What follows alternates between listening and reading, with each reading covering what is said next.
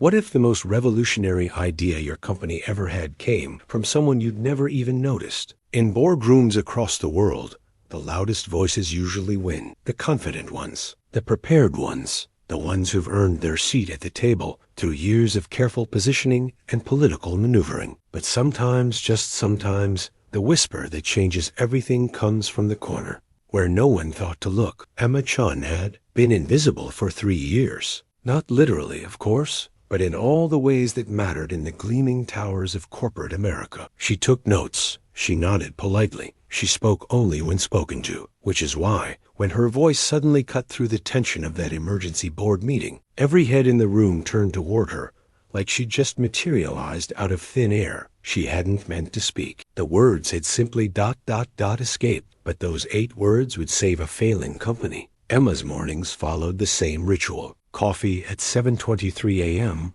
always black, always from the machine on the 3rd floor, because it was quieter there. Elevator to the 10th floor, where she'd slip into her cubicle like a shadow returning to its corner. Her desk faced the wall, a deliberate choice, she told herself, though she knew it was really about avoiding eye contact with the executives who swept past her workspace daily. The silver photo frame sat tucked behind her monitor, almost hidden. Inside, a faded photograph showed a younger Emma with her grandmother, both wearing matching smiles and paint-stained aprons from their Saturday art sessions. Her grandmother's eyes held the same quiet intelligence that Emma had inherited, though she'd learned to hide it behind nervous nods and careful silence. 3 years at Meridian Corp had taught her the unspoken rules. Junior analysts attended meetings to take notes, not to contribute. They prepared reports for senior staff to present. They researched solutions for others to claim. Emma had accepted this hierarchy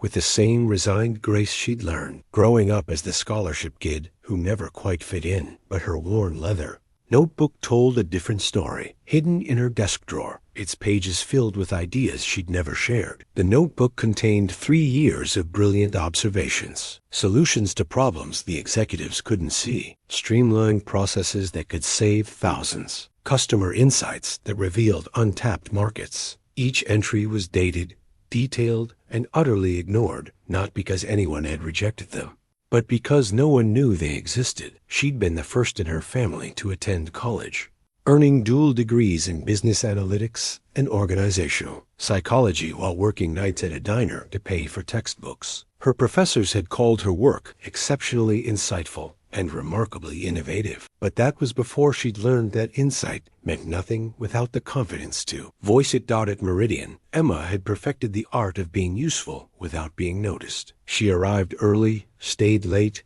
and produced flawless work that others presented as their own. When credit was given, it was always to her supervisor, Janet, who'd smile apologetically and promise to mention Emma's contribution next time. Time never came. Her colleagues knew her as the quiet one who always had the right data, the correct projections, the clean presentations ready on time. They'd wave at her in the hallway with the same distant politeness reserved for the maintenance staff or the security guards, essential but invisible. Emma had convinced herself this was enough. Steady paycheck, good benefits, job security in an uncertain economy. She could support her aging parents, pay off her student loans, and save for a future that looked remarkably similar to her present. The voice in her head, it whispered about wasted potential, grew quieter each year, drowned out by the practical necessities of survival. She'd stopped opening the notebook as frequently, stopped adding new ideas with the same enthusiasm. What was the point? Her insights would remain hidden, her voice unheard, her potential unrealized. She was Emma the note-taker, Emma the data gatherer, Emma the invisible. But the notebook remained in her drawer, a testament to the brilliant mind that sat silent in morning meetings,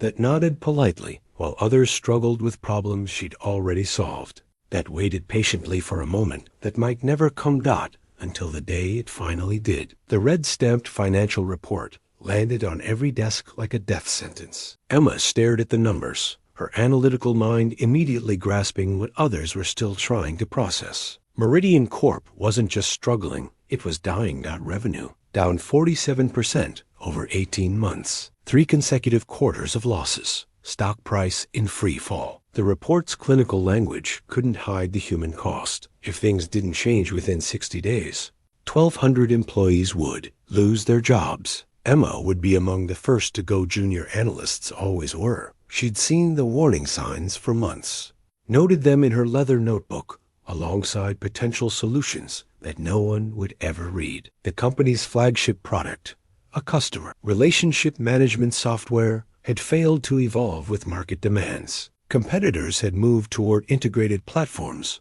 while Meridian clung to standalone products that required expensive customization. The hallways buzzed with nervous energy. Senior executives huddled in glass-walled conference rooms, their animated gestures visible to everyone, but their words carefully contained. Emma watched from her cubicle as Janet, her supervisor, paced while talking rapidly into her phone. Even the usually unflappable CFO, Robert Morrison, looked haggard as he rushed between meetings with thick folders clutched against his chest. CEO Marcus Rodriguez had built Meridian from a startup 15 years ago, but the man Emma glimpsed now seen, smaller somehow, weighted down by the magnitude of the crisis. His daily emails to staff had shifted from motivational to desperately optimistic, each one trying to spin increasingly dire news into manageable challenges. The product development team had been pushing revolutionary updates for 2 years, but Emma had analyzed their user feedback data. Customers weren't asking for updates to the existing software. They were asking for entirely different solutions. The market had shifted beneath Meridian's feet,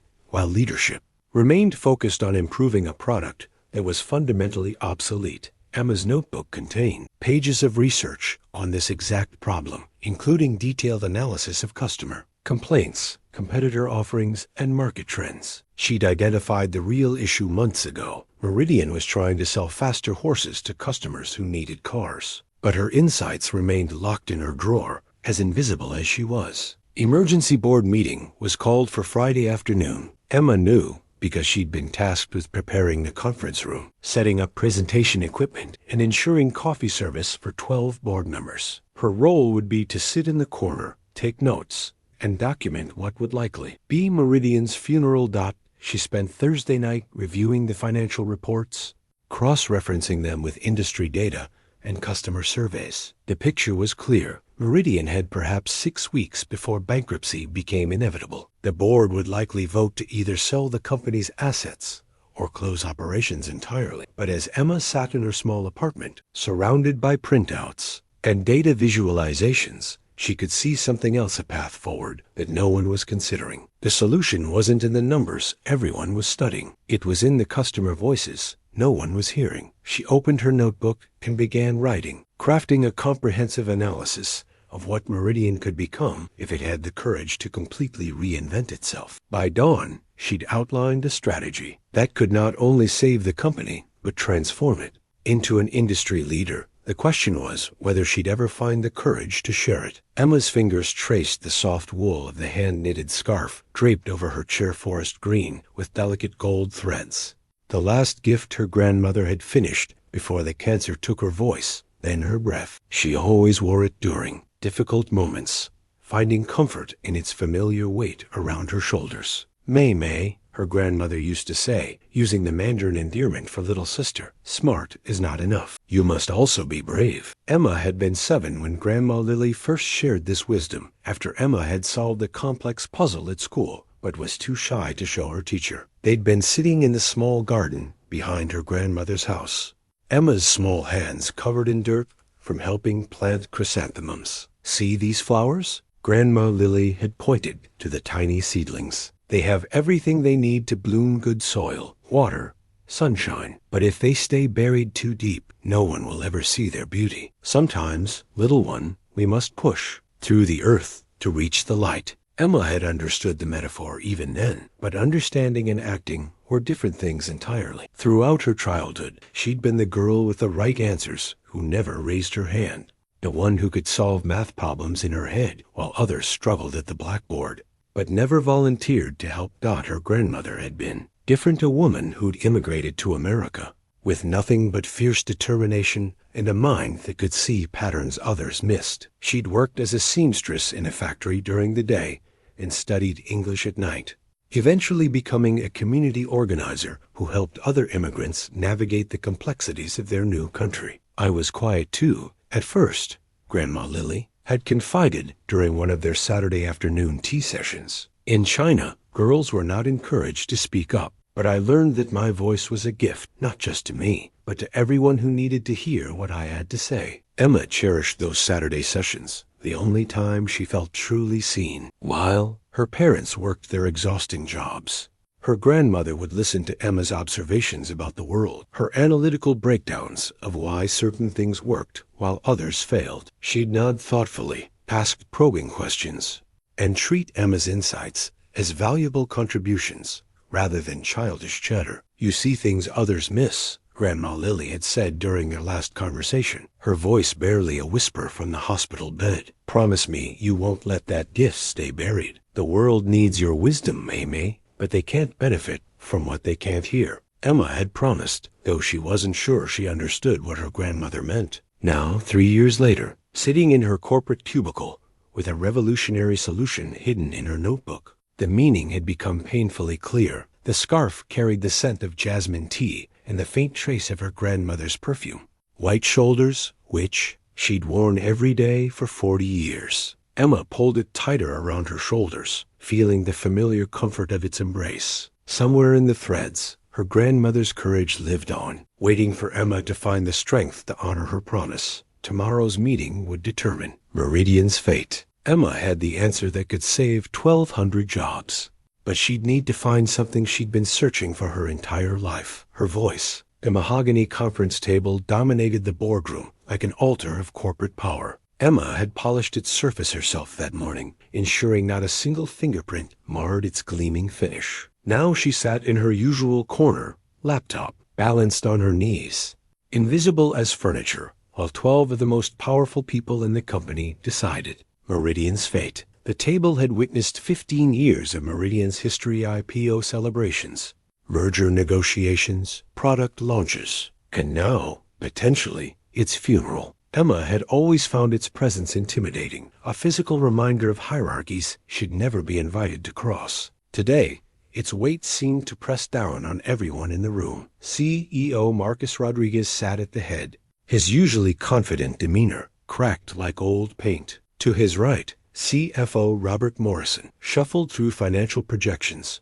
with the grim efficiency of an undertaker. Board members filled the remaining seats, venture capitalists, former executives, and industry veterans whose combined wealth could buy small countries, but who seemed powerless against Meridian's accelerating decline. "We're hemorrhaging money," Morrison announced, his voice cutting through the tension. "If we don't stop the bleeding in the next 6 weeks, we'll be forced into bankruptcy proceedings." Emma's fingers moved automatically across her keyboard, transcribing the conversation while her mind analyzed every word. She'd reviewed these same numbers the night before, but hearing them spoken aloud made the crisis feel more immediate, more personal. 1,200 people would lose their jobs. Families would struggle. Dreams would die.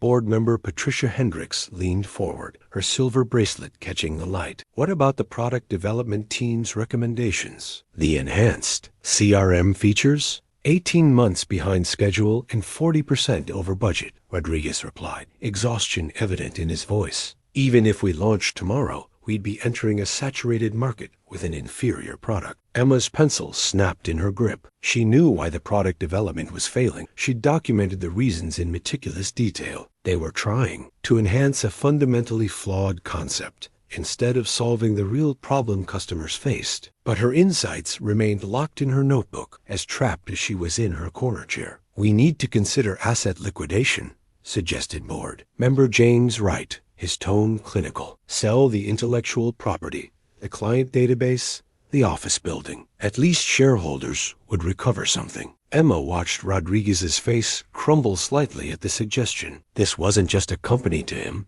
It was his life's work, his legacy, his identity. The thought of dismantling Meridian piece by piece was clearly devastating. "There has to be another option," Rodriguez said, his voice carrying a desperation that made Emma's chest tighten. "We've got talented people, established client relationships, solid infrastructure. We're missing something." The room fell silent, except for the soft hum of the air conditioning and Emma's typing. Outside the floor-to-ceiling windows, Seattle's skyline stretched toward Elliott Bay, other companies thriving, while Meridian prepared to surrender. Emma's hands trembled slightly as she typed, her grandmother's scarf providing the only comfort. In a room thick with despair, she knew the solution, could see it as clearly as the city skyline beyond the glass. But speaking up would mean stepping across an invisible line she'd never dared to cross. The mahogany table seemed to grow heavier, pressing down on everyone's hopes. Emma's pen slipped from her trembling fingers, clattering against the mahogany table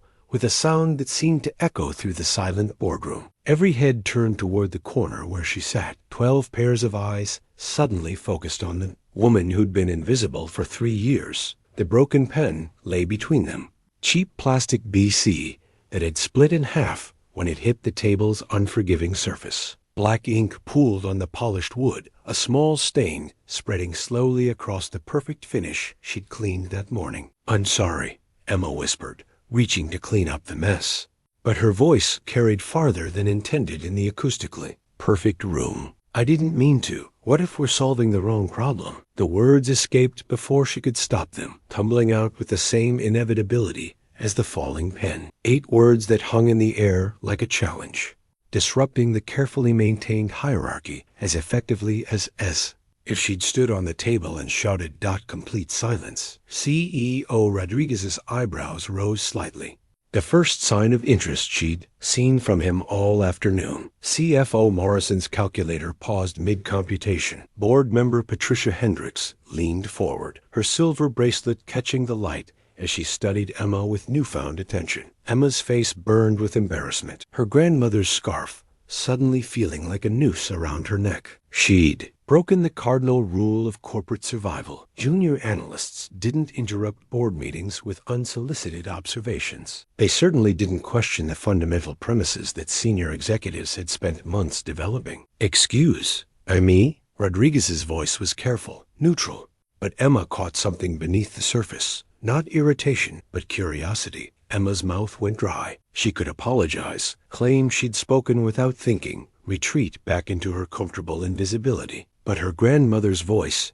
echoed in her memory. "Promise me, you won't let that gift stay buried." The problem," Emma managed, her voice barely above a whisper. "Everyone's trying to fix the CRM system, to make it better, faster, more efficient. But what if customers don't want a better CRM? What if they want something completely different?" The silence stretched longer, but it felt different, now charged with possibility rather than weighted with despair. Rodriguez leaned back in his chair, his fingers steepled as he studied her face. "Go on," he said quietly. Emma's heart hammered against her ribs. Her laptop screen blurred as tears of terror threatened to spill over. But somehow, impossibly, she found herself speaking. "I've been analyzing customer complaints for 3 years," she said, her voice growing slightly stronger. "They're not asking for improvements to what we offer. They're asking for solutions to problems we're not even addressing." Board member James Wright frowned, his expression skeptical. "And you think you understand our customers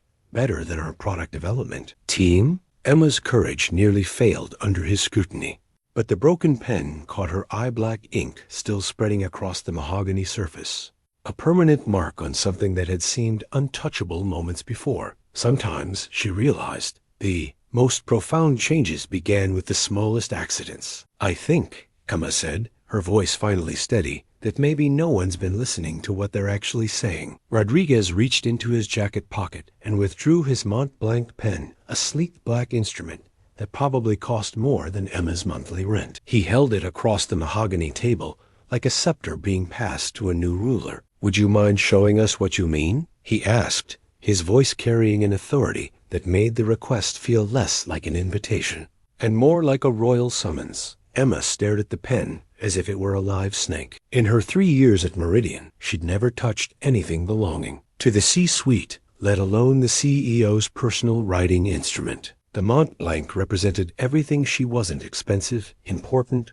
worthy of attention. I couldn't," she stammered, her hands pressed flat against her laptop to stop them from shaking. "I'm just taking notes." "I shouldn't have." Emma. Rodriguez's use of her name startled her. She wasn't sure he'd ever spoken it before. Wasn't. even certain he knew it. You've been in every meeting for 3 years. You've heard every strategy session, every customer complaint, every failed solution. If anyone in this room has a complete picture of our situation, it's you. The logic was undeniable, but logic and courage are different things entirely. Emma's legs felt like water as she forced herself to stand, her grandmother's scarf slipping from her shoulders to drape across her chair like shed skin. The walk to the whiteboard felt like crossing an ocean. The Mont Blanc felt impossibly heavy. In her hand, its weight somehow disproportionate to its size. She could feel 12 pairs of eyes tracking her movement, could almost hear the mental calculations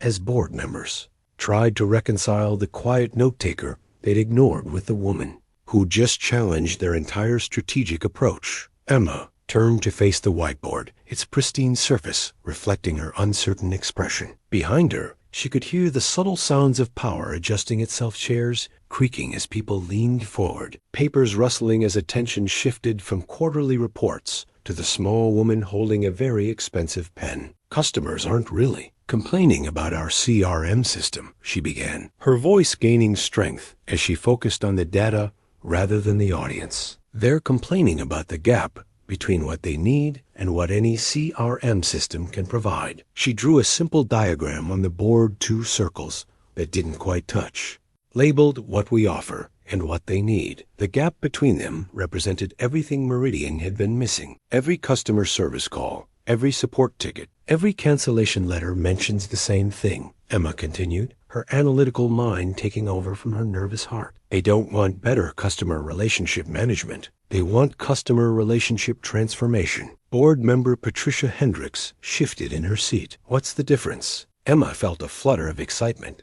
the same feeling she'd experienced in her grandmother's garden when a particularly complex puzzle finally clicked into place. Management assumes the relationship already exists and focuses on maintaining it. Transformation creates relationships that didn't exist before, turning strangers into advocates, transactions into partnerships. She drew connecting lines between the circles, showing how the gap could be bridged. Instead of managing existing customer data, we could be creating customer experiences. Instead of tracking past interactions, we could be predicting future needs. The room had grown completely quiet, except for the soft scratch of the Mont Blanc against the whiteboard. Emma found herself moving with increasing confidence, her 3 years of silent observation finally finding voice through the expensive pen in her hand. For the first time in her life, Emma wasn't invisible. She was illuminated. Emma's whiteboard diagram evolved as she spoke, transforming from simple circles into a complex flowchart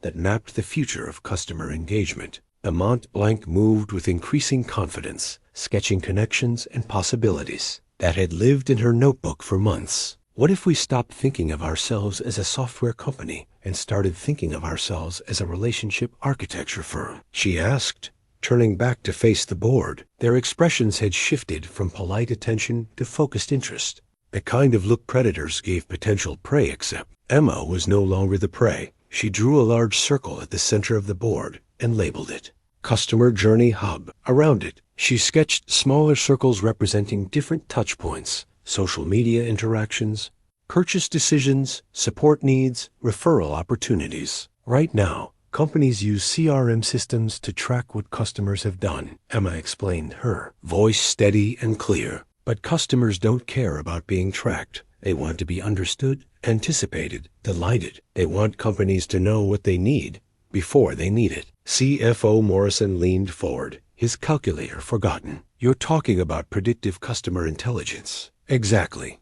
But not just intelligence intervention. Emma drew arrows showing data flowing between the touch points. Imagine a system that doesn't just predict that a customer might cancel their subscription, but automatically creates a personalized retention experience before they even realize they're dissatisfied. Board member James Wright, who'd been skeptical earlier, now studied the diagram with the intensity of a jeweler examining a rare diamond. How is this different from existing AI-driven customer platforms? Emma felt a surge of excitement. This was the heart of her revolutionary idea, the insight that had kept her awake for months. Current AI systems react to patterns in existing data. This would create new patterns by designing experiences that don't exist yet. She moved to a fresh section of the whiteboard, her confidence growing with each stroke of the Mont Blanc. Instead of managing customer relationships, we'd be architecting customer transformations. A customer who buys one product becomes someone who needs three. A satisfied customer becomes an active advocate. A one-time purchaser becomes a lifetime partner. Patricia Hendricks asked the question Emma had been hoping for. What would this look like in practice? Emma's diagrams became more detailed, showing how the platform would work across different customer lifecycle stages. A customer visits our client's website looking for accounting software. Traditional CRM would capture that visit and maybe send follow-up emails. Our system would recognize that someone seeking accounting software is really seeking business growth confidence. It would create a personalized journey that addresses their underlying need, not just for software, but for success. She sketched out a specific example. The system might automatically connect them with other successful business owners in their industry, provide customized growth projections based on their business model, offer implementation support that goes beyond technical training. Instead of selling software, our clients would be selling transformation. The room buzzed with a different energy now.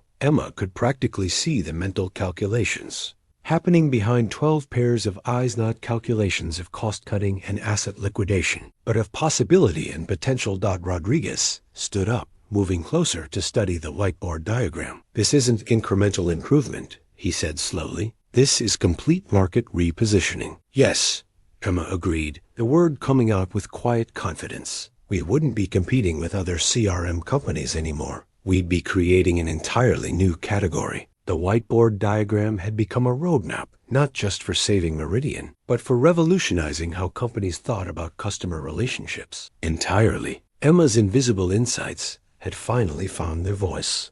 And that voice was proposing nothing less than the transformation of an entire industry. CFO Robert Morrison's calculator clicked rapidly as he processed Emma's projections, the sound cutting through the boardroom's charged atmosphere like a metronome of doubt. His face wore the expression of a man who'd built his career on concrete numbers, not visionary concepts. These are interesting ideas, Morrison began, his tone carrying the diplomatic chill that preceded corporate rejection. But let's talk about practical implementation. You're proposing we completely pivot our business model during our worst financial crisis. The development costs alone would be ... double quotes. He paused, calculating. Astronomical. Emma's confidence wavered as the calculator's clicks multiplied. She'd spent months perfecting her customer relationship transformation concept, but she'd calculated the vision, not the venture capital required to achieve it. Board member James Wright cleared his throat, his silver hair catching the light as he leaned back in his leather chair. Emma, I appreciate your enthusiasm, but you're a junior analyst. How do we know this isn't just theoretical speculation from someone who's never actually built a product or managed a P&L? The question hit Emma like a physical blow. Her chest tightened, and she felt the familiar urge to apologize, to retreat, to become invisible again. The Mont Blanc suddenly felt foreign in her hand, as if she'd been caught wearing someone else's clothes. Furthermore, Wright continued, his voice gaining the authority of someone accustomed to being heard, implementing this kind of radical transformation would require expertise we don't have, partnerships we haven't established, and technology, infrastructure that would take years to develop. We have weeks, not years. Patricia Hendricks nodded thoughtfully, but her expression suggested diplomatic agreement rather than genuine conviction. While the vision is compelling, Emma, we need to consider our fiduciary responsibility to shareholders. Taking this kind of risk with the company's remaining resources could be seen as reckless gambling rather than strategic innovation. Emma watched her revolutionary idea deflate like a punctured balloon. The whiteboard diagram that had seemed so brilliant moments ago now looked like the naive scribblings of someone who'd never managed anything more complex than a quarterly report. Morrison's calculator continued its relentless clicking, quantifying her dreams into unsustainable expenses. What's your background in product development? Wright asked, his tone not unkind, but clinically precise. Have you ever led a technical team? Managed a product launch? Negotiated enterprise software partnerships? Each question felt like a small defeat. Emma's mouth went dry as she realized how unprepared she was for this level of scrutiny. Her expertise was in analysis, in observation, in understanding patterns that others missed. But understanding and executing were vastly different skills. Double quotes Emma began, then stopped. What could she say? That she'd spent 3 years taking notes while other people made real decisions? That her revolutionary idea was based on customer complaint data and industry research rather than hands-on leadership experience? Rodriguez had remained silent during the questioning, but Emma could see him processing the skepticism, weighing her vision against the practical concerns his CFO and board members were raising. His expression had shifted from excited interest to careful evaluation, the look of a CEO remembering that inspiration without execution was just expensive dreaming. Morrison's calculator clicked one final time before he looked up. I'm showing implementation costs of at least $12 million over 18 months. Assuming we could even find the technical talent to build this, we have perhaps $4 million in available capital and 6 weeks before bankruptcy. The numbers hung in the air like a verdict. Emma's revolutionary idea was mathematically impossible, strategically naive, and operationally unfeasible. But somehow, she found herself speaking anyway. You're right, Emma said quietly, her voice cutting through Morrison's calculator clicks. I've never led a product team or managed a P&L, but I have something else. She moved to her corner chair and opened her laptop, pulling up files she'd never shared with anyone. The screen reflected years of hidden work, careful analysis, and quiet preparation that had remained invisible in her desk drawer like an academic degree never hung on a wall. I have 3 years of customer interview transcripts, Emma continued, her fingers moving across the keyboard with practiced precision. Not just complaint data, actual conversations with 847 current and former clients. I conducted them during my lunch breaks and after hours because I wanted to understand what our customers really needed. The boardroom's energy shifted as Emma's hidden expertise began to surface. She projected a comprehensive spreadsheet onto the room's main screen, revealing months of meticulous research that painted a picture of customer needs no one else had bothered to investigate. I also have competitive intelligence reports on every major player in our space, updated monthly for the past 2 years. Market trend analysis covering 16 different industry verticals, and a complete technical specification for the platform I'm proposing, including development timelines, resource requirements, and projected ROI calculations. Morrison's calculator lay silent on the table as he stared at the projection. The data was comprehensive, professional, and startlingly thorough, the kind of strategic intelligence that consulting firms charged hundreds of thousands of dollars to provide. Emma opened another file, revealing architectural diagrams that rivaled anything produced by their product development team. I have dual degrees in business analytics and organizational psychology from Stanford. I graduated summa cum laude and wrote my thesis on predictive customer behavior modeling. The university diploma hidden in her desk drawer suddenly seemed less like a secret shame and more like vindication. Emma had always minimized her academic achievements, assuming they were irrelevant compared to real-world experience. But now, facing the skepticism of seasoned executives, her educational credentials felt like armor. While I was taking notes in meetings, Emma continued, her confidence building with each revelation, I was also recording customer pain points that no one else seemed to notice. When executives talked about improving conversion rates, I was analyzing why customers were leaving in the first place. When product development focused on adding features, I was studying which features customers actually used. She pulled up customer journey maps that showed interaction patterns across multiple touchpoints, revealing insights that would have cost the company hundreds of thousands in consulting fees to discover. The maps illustrated exactly how customers moved through decision-making processes, where they encountered friction, and what interventions would be most effective. As for implementation costs, Emma said, addressing Morrison's financial concerns directly, I've identified 12 existing technology partners who already have components of what we need. Instead of building everything from scratch, we could integrate existing solutions into a unified platform. Initial development costs would be closer to $2 million, not 12. Patricia Hendricks leaned forward, studying the technical specifications with new respect. Where did you learn to do architectural design? Evening classes at the community college, Emma replied simply. I've been preparing for this opportunity for 3 years, even though I didn't know when or if it would come. The quiet strength that had sustained Emma through years of invisibility now feel. Rodriguez stood at the head of the mahogany table, his decision hanging in the air like the morning mist over Elliott Bay. The board had voted narrowly, but decisively to pursue Emma's revolutionary platform. Now came the terrifying art, execution. Emma, Rodriguez said, his voice carrying the weight of 1,200 jobs. I'm appointing you as Director of Strategic Innovation, effective immediately. You'll lead the development of this customer transformation platform. Emma's world tilted. Director. The word felt foreign in her mouth, like speaking a language she'd studied but never practiced. 3 hours ago, she'd been taking notes in the corner. Now she was being handed responsibility for the company's survival. I've never managed a team, she admitted, her honesty cutting through the corporate tendency to oversell qualifications. I don't know how to lead people, but you know how to see what others miss,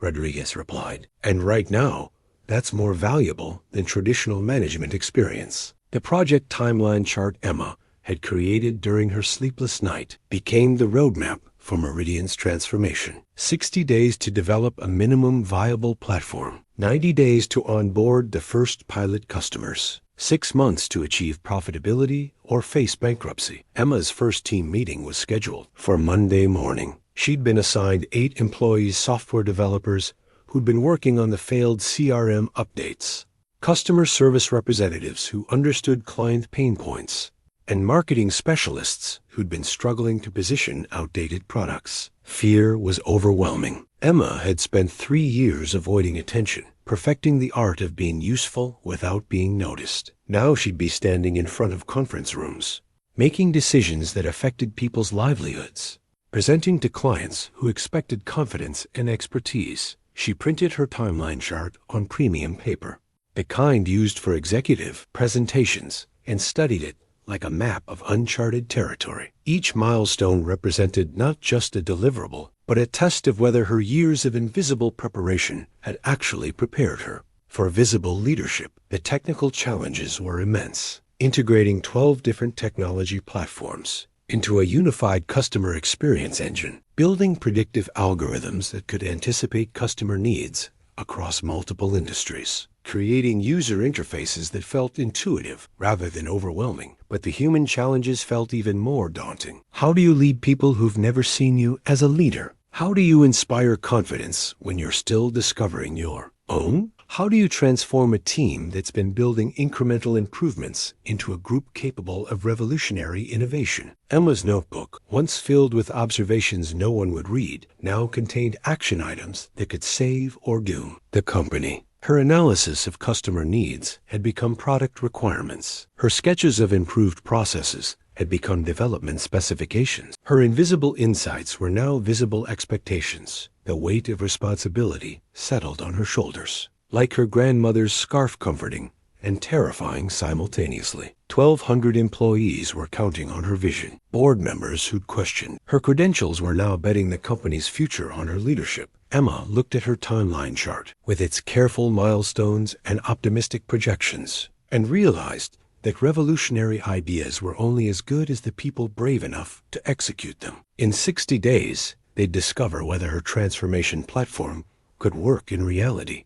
Not just in theory, the invisible had become unavoidably visible. Now she had to prove she could handle the light. The anonymous complaint letter appeared on Emma's new desk, a promotion from cubicle to corner office that felt more like exile than elevation. The envelope bore no return address, but the message inside was crystal clear. Some people think they're better than their station. Pride comes before the fall. Emma read it twice before folding it carefully and placing it in her desk drawer next to her grandmother's photo. She'd been Director of Strategic Innovation for exactly 1 week, and already the resistance was surfacing. It's not personal, her assistant Maria had whispered when delivering the letter. Some people just don't like change. But it felt personal. Emma could sense the whispered conversations that stopped when she entered the break room, the skeptical glances during team meetings, the way certain colleagues suddenly became too busy to make eye contact. Her rapid promotion from invisible note-taker to company savior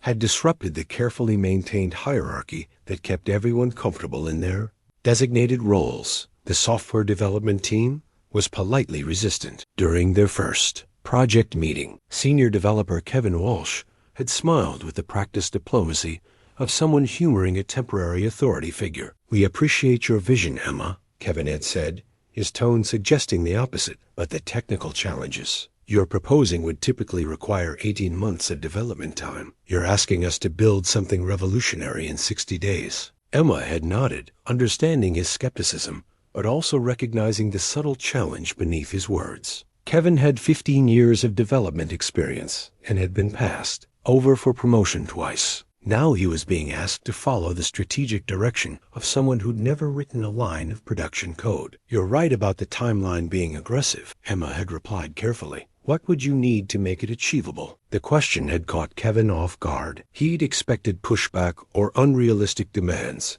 not genuine interest in his professional opinion. Emma watched his defensive posture soften slightly as he began outlining the resources and support that could make her timeline possible rather than probable. Imposter syndrome crept into Emma's thoughts during quiet moments. When she presented customer research to the executive team, she wondered if they could see through her newfound confidence to the terrified analyst underneath. When she made decisions about product features or development priorities, she questioned whether her insights were actually wisdom or just well-researched guesses. The anonymous letter wasn't the only resistance she faced. Janet, her former supervisor, had grown increasingly cold since Emma's promotion. Their previous relationship, built on Emma's invisible competence, had been replaced by a professional distance that felt like punishment for exceeding expectations. "I always knew you were smart," Janet had said during a brief hallway encounter, "but I never thought you were ambitious." The comment stung because it contained a grain of truth. Emma hadn't been ambitious in the traditional sense. She'd never campaigned for promotion or positioned herself for advancement. Her rise had been accidental, triggered by a moment of unguarded honesty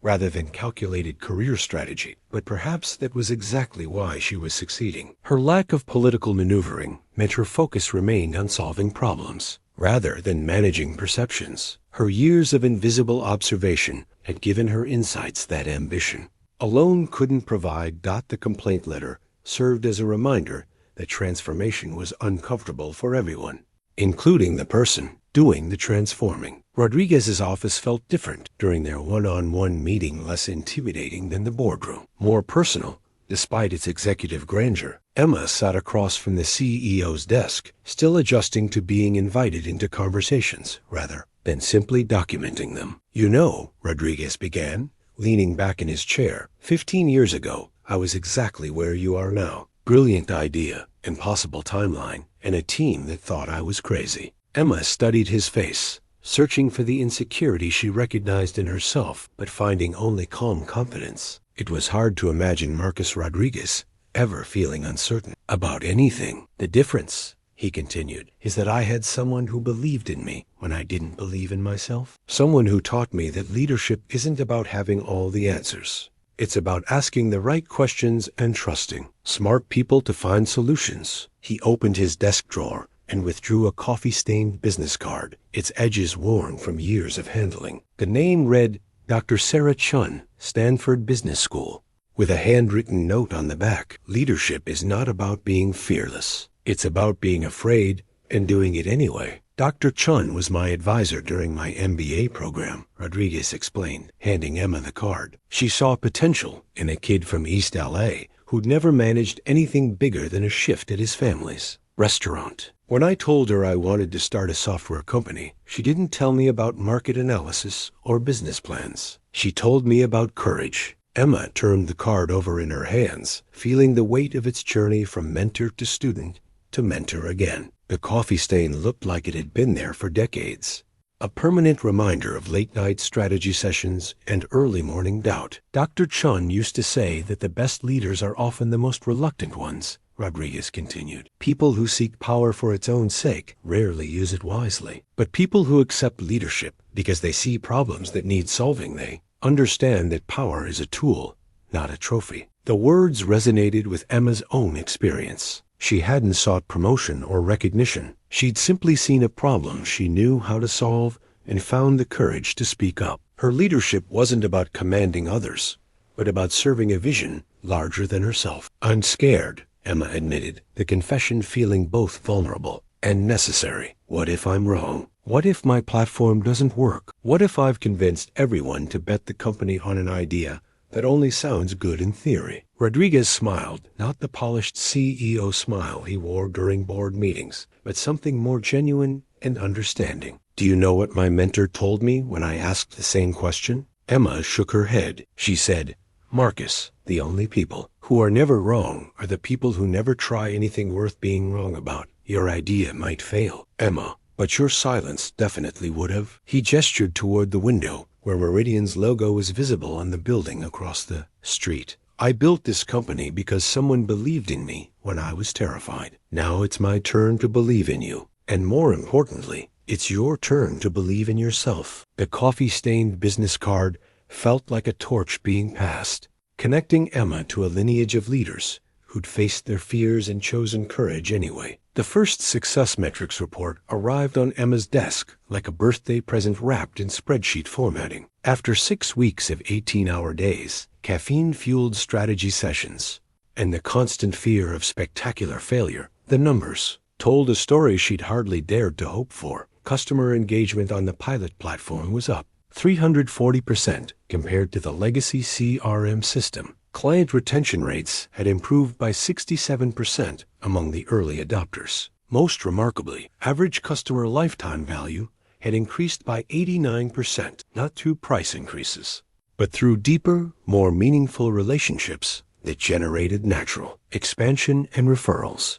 Emma stared at the metrics, reading them 3 times to ensure she wasn't misinterpreting the data. The customer transformation platform wasn't just working, it was exceeding her most optimistic projections. Kevin Walsh knocked on her office door, his expression a mixture of surprise and grudging respect. The senior developer who'd initially questioned her timeline now carried a tablet filled with user feedback that painted a picture of revolutionary customer experience. "Look at this," Kevin said, setting the tablet on Emma's desk. "Client testimonials are coming in faster than we can process them. Listen to this one. For the first time in 20 years of business, I feel like a software company actually understands what I'm trying to accomplish, not just what I'm trying to track." Emma scrolled through dozens of similar comments, each one validating her belief that customers wanted transformation, not just management. The platform was creating the kind of emotional connection between businesses and their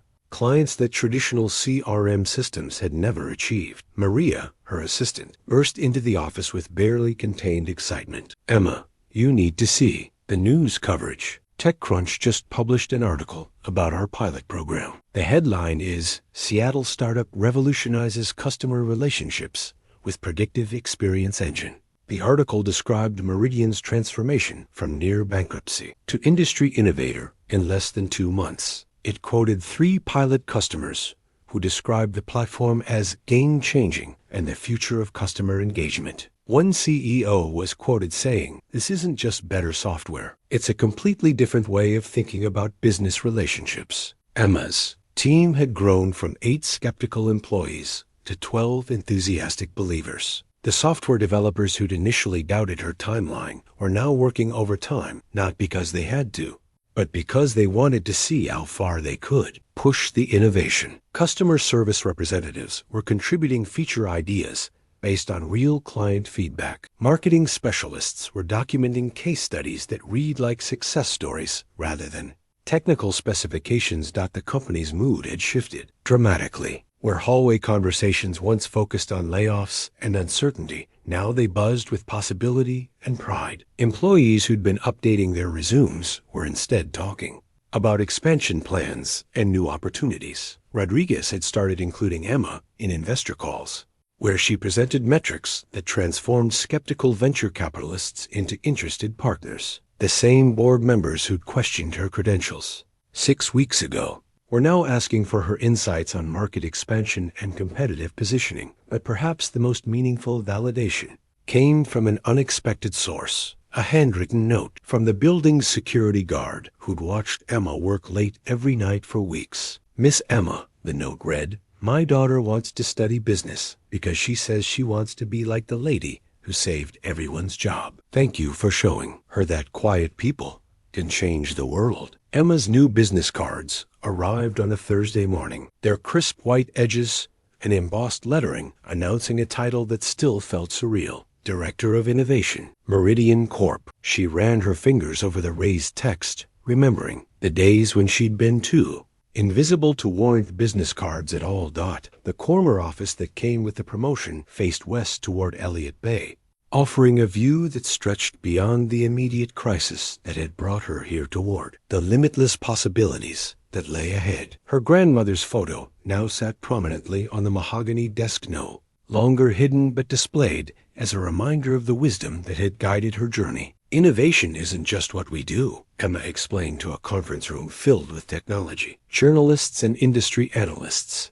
"It's how we think about the relationship between businesses and the people they serve." The presentation she was giving to an audience of 200 professionals who traveled from across the country to understand Meridian's transformation would have been unimaginable 3 months ago. Emma, who'd once trembled at the thought of speaking up at a 12-person board meeting, now commanded attention from industry leaders who hung on her every word. Her grandmother's voice echoed in her mind. "You see things others miss." The truth of that observation had become the foundation of Emma's leadership philosophy. Instead of trying to fit into existing models of corporate success, she'd learned to trust the unique perspective that had always set her apart. The transformation wasn't just professional, it was deeply personal. Emma's wardrobe had evolved from invisible grays and blacks to confident blues and crisp whites. Her posture reflected newfound certainty. Her voice carried the authority of someone who'd learned that her insights weren't just valid,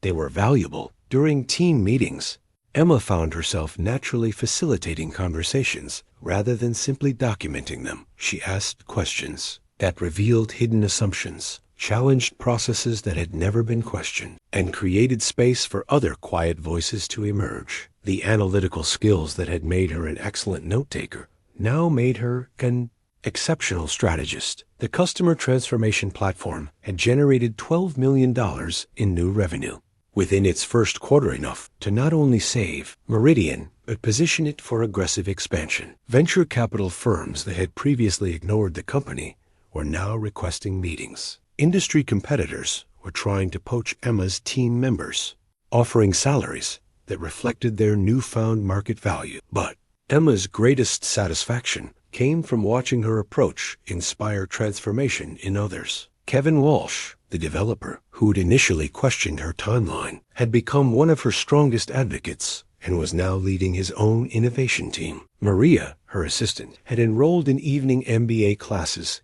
with dreams of following Emma's path from support role to strategic leadership. The platform succeeds, Emma told the conference audience, because it's built on a simple premise. Every customer interaction is an opportunity for mutual transformation. We don't just serve our clients, we help them become the best versions of themselves. The business cards in her pocket represented more than a job title. They were tangible proof that quiet strength could reshape entire industries, that invisible insights could become visible solutions, that sometimes the most revolutionary leaders were the ones who'd never sought revolution at all. The thank you letters started arriving in Emma's second month as Director of Innovation, but by her fourth month, they'd become a daily occurrence. Maria had created a special folder for them, handwritten notes from employees whose jobs had been saved, whose careers had been transformed, whose lives had been changed by 8 accidental words that had revolutionized a dying company. "Dear Emma," read one letter from a customer service representative named David. "My wife and I were preparing to sell our house because we thought I'd be laid off. Now I'm leading customer experience workshops for our biggest clients. You didn't just save my job.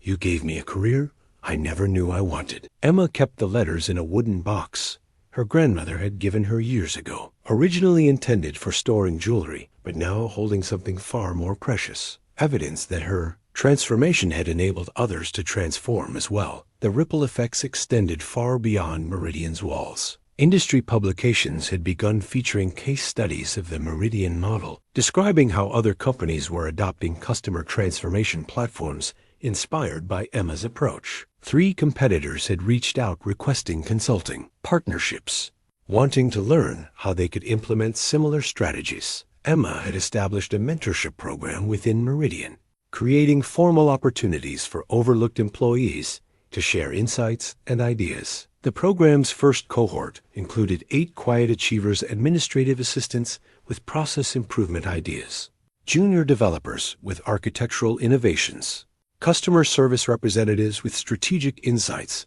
that had never been heard above the cubicle walls. The goal, Emma explained during the program's launch, isn't to find more people like me. It's to ensure that brilliant ideas don't remain hidden just because they come from unexpected sources. One of the mentorship program participants, a receptionist named Lisa, who'd been analyzing call patterns in her spare time, had identified a customer service bottleneck that was costing the company hundreds of thousands in lost opportunities. Her solution, implemented within 2 weeks, improved customer satisfaction scores by 23% and generated an additional $2 million in revenue. The security guard's daughter, inspired by Emma's story, had indeed enrolled in business school. She'd sent Emma a photo from her first day of classes, wearing a t-shirt that read, "Quiet people change the world," a slogan that had become unexpectedly popular among Emma's growing network of introverted leaders. Rodriguez had begun featuring Emma's story in recruitment materials,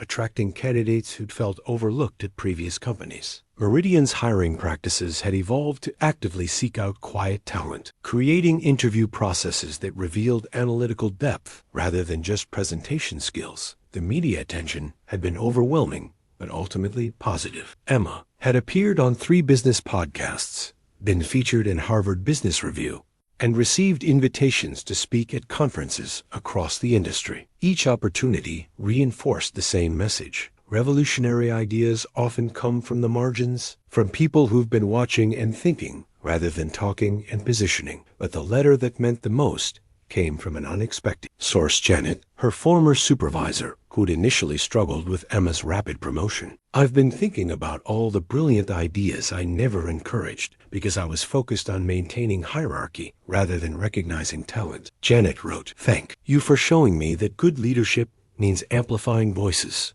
not controlling them." The industry award trophy was heavier than Emma had expected, its crystal surface reflecting the ballroom.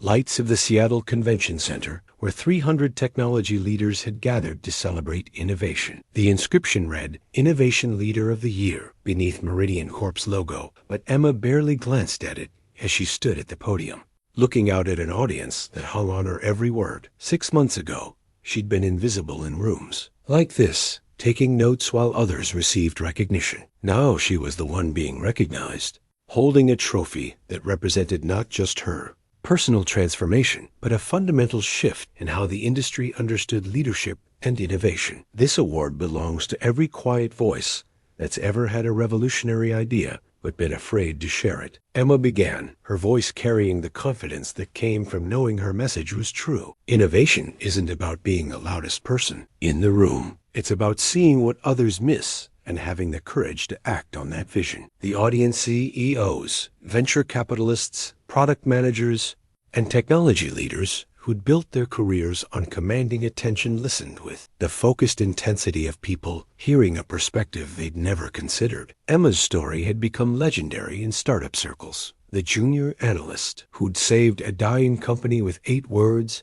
and transformed an entire industry in the process. 6 months ago, I was terrified to speak up in a board meeting, Emma continued, her honesty creating an intimacy that transcended the formal setting. I thought my job was to stay invisible, to be useful without being noticed. But I learned that the most valuable insights often come from the margins, from people who've been watching and thinking rather than positioning and performing. The trophy ceremony was being live-streamed to technology conferences around the world, carrying Emma's message to thousands of quiet innovators who needed to hear that their voices mattered. Social media buzzed with the hashtag #QuietRevolution as introverted professionals shared their own stories of hidden insights and breakthrough moments. Emma's acceptance speech had become a manifesto for overlooked talent everywhere. She spoke about the customer transformation platform, but more importantly, she spoke about the human transformation that happened when organizations learned to listen to every voice, not just the loudest one. The future of innovation, Emma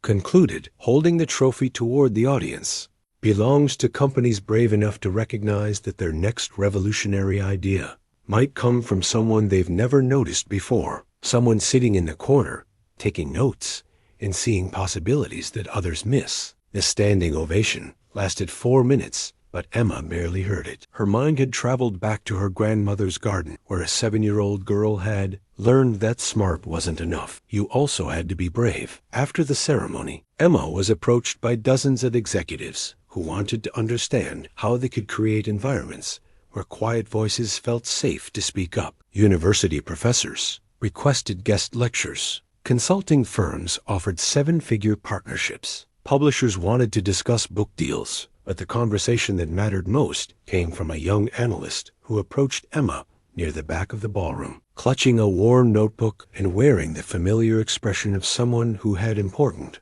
ideas but had never found the courage to share them. "How do you know when it's time to speak up?" the young woman asked, her voice barely audible above the reception noise. Emma smiled, remembering her grandmother's wisdom and the broken pen that had changed everything. Emma's office had evolved into something that would have been unimaginable when she'd sat in her corner cubicle taking notes that no one would read. The mahogany desk that had once intimidated her from across boardroom tables now served as her workspace, covered with strategic plans for Meridian's global expansion and partnership. Proposals from Fortune 500 companies seeking to license her customer transformation platform. The silver photo frame had been updated, though her grandmother's image remained prominently displayed. Now it held a second photo, Emma surrounded by her innovation team at the company's celebration dinner, their faces bright with the satisfaction of people who'd accomplished something revolutionary together. The contrast between the two images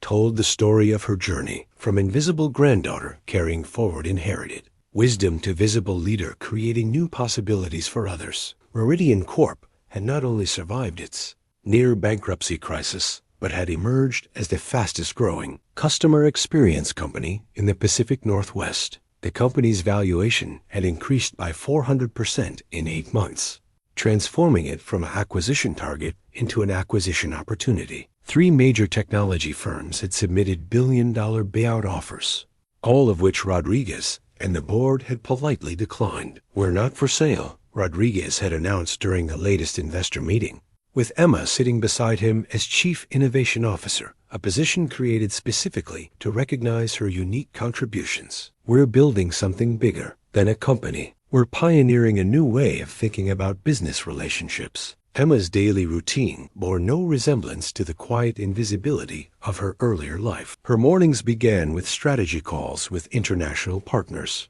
Her afternoons involved presenting to potential clients across various industries, and her evenings were often spent speaking at conferences or mentoring other quiet leaders who'd found their voices inspired by her example.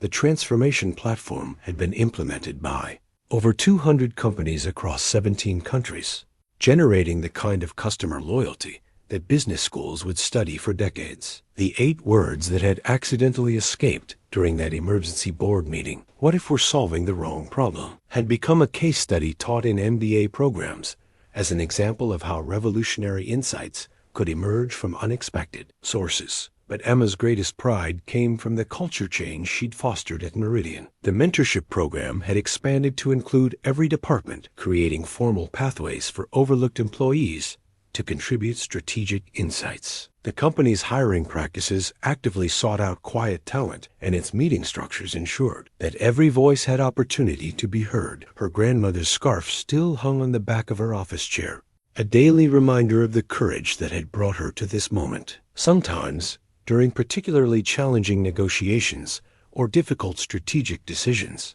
Emma would touch its soft wool and hear Grandma Lily's voice reminding her that smart wasn't enough. You also had to be brave. As she looked out her window toward Elliott Bay, where cargo ships carried products and services to markets around the world, Emma reflected on the question that had started everything. What if the most revolutionary idea your company ever had came from someone you'd never even noticed? The answer, she now knew, was that it probably would. And when that moment came, the question was whether organizations would be ready to listen.